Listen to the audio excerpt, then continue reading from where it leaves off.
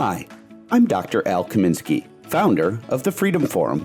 In this video, we'll discuss freedom of choice in labor, defined as the natural right of employee and employer to enter into or dissolve agreements free of uninvited intervention.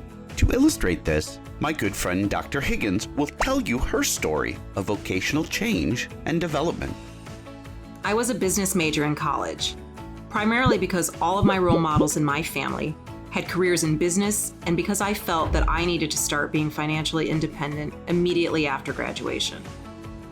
I started my first job working in commercial lending, and although I was very successful, I was unhappy and unfulfilled. I wasn't providing the service I knew I could to others. During college, while rooming with pre-medical students, I grew to have a great appreciation for the discipline and the impact it can have on people's lives, and started to think about a career in medicine. However, I didn't pursue this until I began to question the value I brought to my banking job.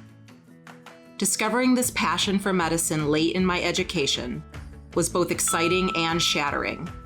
It was a big transition that I had to make. Since I hadn't taken any of the pre-medical prerequisite courses, I realized I had to go back to school and began taking classes at night. I decided I would take what I felt was the most difficult class first, physics. If I was successful, I would keep going, and if not, I would continue in banking. Several weeknights, I would go to class at 7 p.m. and arrive back home at 10 p.m., all while working 60 to 80 hours a week in banking.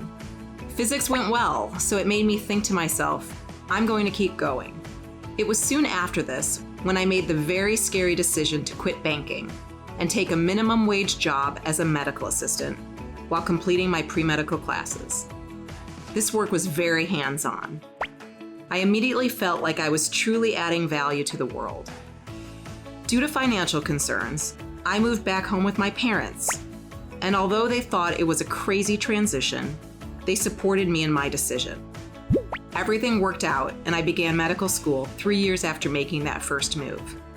Medical school was full-time for 4 years, followed by 4 years of anesthesiology residency, a year of specialty fellowship training, and then I was finally an attending physician anesthesiologist. The greatest helpers in my story were my parents and my mentors. From banker to obstetric anesthesiologist, I have learned that it's never too late to change. Peers with stories like mine may have transitioned late, but I have not met anyone with regrets.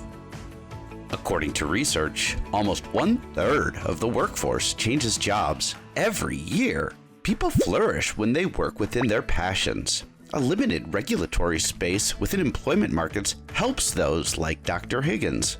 Here at the Freedom Forum, we offer GAP, the Graduate Assistance Program, which increases accessibility and reduces barriers to graduate school. Through application assistance, financial support, and networking, we help students close the gap between dreams and true vocation, encouraging them to have and exercise their freedom of choice in labor.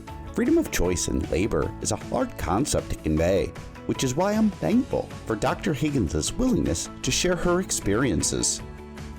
Whether trips or programs like GAP, the Freedom Forum actively shares resources with all participants, furthering their marketability. These connections demonstrate how important individual initiative is to opening doors and changing lives.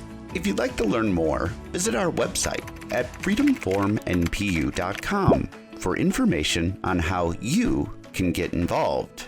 If you believe, like we do, that freedom of choice in labor is Fundamental.